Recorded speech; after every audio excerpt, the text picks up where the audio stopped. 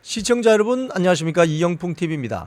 이인호 전 주 러시아 대사 KBS 이사장도 역임하신 분인데요. 이분이 뉴데일리와의 인터뷰를 통해서 이종찬 광복회장의 어이없는, 이해할 수 없는 행태에 대해서 직격했습니다. 이종찬 회장은 36년생입니다. 그런데 이인호 전 주러 대사도 36년입니다. 동갑이죠. 그래서 그 당시의 시대적인 배경과 환경을 잘 알고 계시는 분이기 때문에 이분이 이종찬 광복회장이 지금 뭔가 잘못 가고 있다, 지금 잘못 생각하고 있다, 나라를 이렇게 분탕질하면 안 된다라고 인터뷰한 내용은, 그래서 그 이후에 태어난 세대들에게는 큰 지침이 될 수 있고 잘 이해할 수 있는 그런 어떤 말씀이 될 수 있습니다. 그래서 제가 좀 소개를 드리고 짤막한 논평을 드리겠습니다. 이인호, 제가 뭐 쉽게 이인호 대사라고 부르겠습니다. 주 러시아 대사를 하셨으니까 이런 이야기를 합니다. 먼저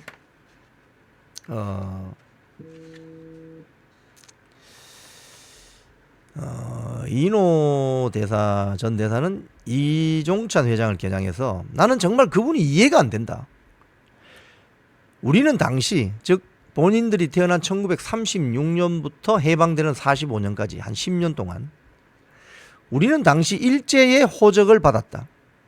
그때 우리가 한 나라의 국민이었다면, 우리에게 나라가 있었다면 왜 일제하에서 우리가 식민지로 신음하고 독립운동을 해야 했겠는가? 그 당시에는 이미 조선이라는 나라는 1910년도 망했고 우리는 일제 식민지였기 때문에, 만약에 지금 같은 뭐 주민등록증이라고 하는 것이 일제가 발행한 주민등록증을 받았겠죠. 그 이야기입니다. 또 1919년에 독립됐다고 하지 않으면 독립운동을 폄훼한다는 것이 된다는 주장은 완전히 어불성설이다. 만약 그때 1919년에 나라가 있었다면 왜 독립운동을 했냐? 참. 자, 봅시다. 기자가 이렇게 질문했습니다. 김영석 독립기념관장이 임명되었는데 독립운동가 유족들이 독립기념관장을 맡아온 관행이 깨졌다고 하는데 어떻게 생각하시느냐 했더니, 독립기념관장이란 자리를 독립유공자 후손들이 맡는다는 전제가 잘못됐다. 독립운동가가 뭐 신흥 귀족인가? 귀족 제도를 없애고 민주화를 이뤘는데 거꾸로 지금 현대판 귀족 제도를 만들겠다는 것인가? 말이 안 된다. 이 점에서는 약간 이해가 되는 부분이 있어요. 이종찬 광복회장의 아버지, 할아버지, 정조할아버지가 다 조선시대 때 쉽게 이야기하면 양반 가문이거든요. 그것도 서울에서 떵떵거리는. 그러니까 그 사상 근저에 양반과 상놈이라는 이런 철학적인 토대가 있는 거 아닙니까? 지금 대한민국은 양반, 상놈 이런 거 없습니다. 모두가 1인 1표하는 민주주의 공화국입니다. 기자가 또 이렇게 물었습니다. 이종찬 광복회장과 좌파 단체들이 김영석 관장을 뉴라이트라고 규정을 하는데 어떻게 생각하시냐? 이인호 대사가 이렇게 이야기합니다. 김형석 관장이 설사 뉴라이트라고 해도 그게 무슨 문제가 되느냐? 뉴라이트가 아니라고 변명할 필요조차 없다. 뉴라이트가 종북 좌파나 소위 빨땡땡 이들보다는 낫지 않느냐? 응? 이종찬 광복회장이 일제 강점기에 우리 국적이 일본이었다고 말하는 이들을 뉴라이트라고 규정하는데 어떻게 생각하시냐? 이렇게 물었더니 이인호 전 대사가 이렇게 말씀하십니다.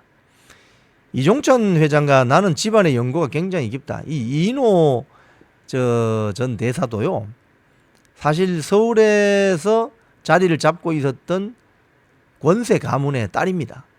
그러니까 이종찬이라는 인물을 잘 아는 거죠.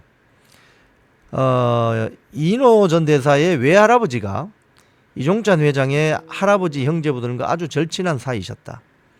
그러나 나는 정말 이분이 전혀 이해가 안 된다. 이종찬 회장에게 묻고 싶다.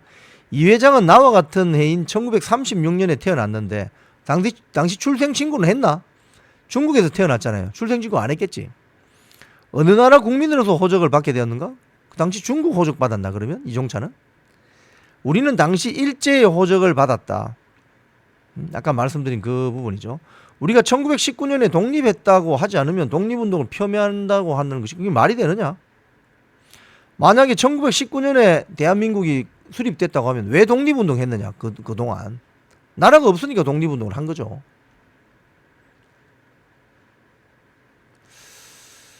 그리고 1930년대에 돌아가신 이종찬의 할아버지 이화영 얘기만 하면서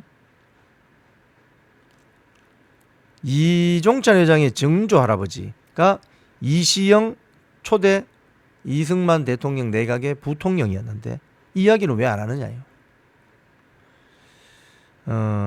1919년에 대한민국이 건국됐다고 주장한다. 그런데 이런 주장을 반박하는데 에너지를 낭비하지 말아야 된다. 그리고 일제강점기란 말도 종북 좌파 세력이 만드는 말이다. 우리 통상 일제시대라고 썼잖아요. 일본 제국주의 시대, 일제시대.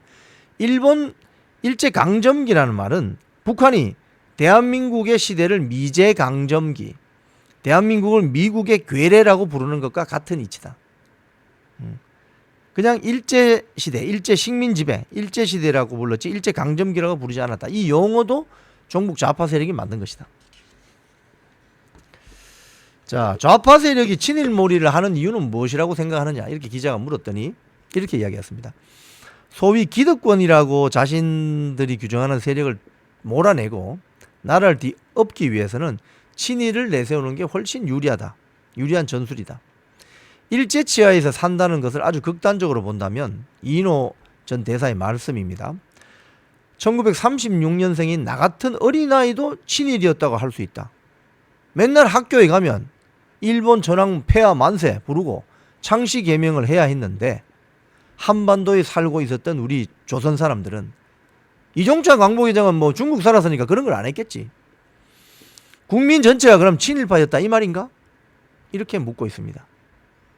특히 유명한 사람일수록 일제가 강제적으로 협력해라 라고 강하게 압박을 했는데 그런 사람들 모두를 천편일률적으로 친일파라고 규정한다? 이건 문제가 있지 않느냐, 이런 주장입니다. 지금 다른 누구보다도 이종찬 광복회장과 1936년 동갑이고 또 집안이 또 서로 잘 알아요. 왜? 이 사대문 안에 살던 권세 가문의 자녀들이거든요. 이종찬, 이인호는. 그렇기 때문에 동시대를 살았습니다. 한 사람은 한국에서, 그러니까 한반도 안에서 일제치하에서 신음하면서 살았고, 한 사람은 중국에서 태어나서 거기서 살다가 해방되면서 들어왔고, 이 완전히 좀 다르죠. 동갑인데 배경이 다르죠. 이인호 전 대사가 한 말씀을 꼼꼼히 생각해 보면 일제 치하에서 신음하면서 한반도에서 맨날 학교 가서 그 부르기도 싫은 전황폐하 만세라고 그 부르기도 싫은 지긋지긋한 그 구호를 했어야 됐고, 또 창씨 개명 하기도 싫은 내 이름을 한자 이름 석자만 쓰면 되는데 네자로 만들어서 일본 창씨 개명을 해야 했던 그 사람들 하고 싶어서 했냐 이거예요. 총칼로 그냥 강제적으로 협박하고 위협하니까 어쩔 수 없이 안 죽으려고 아둥바둥 발부둥 친 거다 이거예요. 그 심정을 중국에서 태어나서 중국에서 10년 살다가 한국으로 들어온 이종찬 광복회장이 알 턱이 있을까, 이런 이야기죠. 이인호 전 대사의 이 인터뷰 말씀은 그 당시를 살았던 사람들의 눈을 통해서 본 인터뷰이기 때문에 지금 그 시대를 잘 모르는, 이해할 수 없는, 저도 잘 그 시대를 이해할 수 없습니다. 잘 모르는 어떤 후대들에게 정말 그 시대가 얼마나 안타깝고 가슴이 아프고 정말 지긋지긋했던 것인지 잘 대변해주고 있다고 봅니다. 지금까지 이영풍TV였습니다.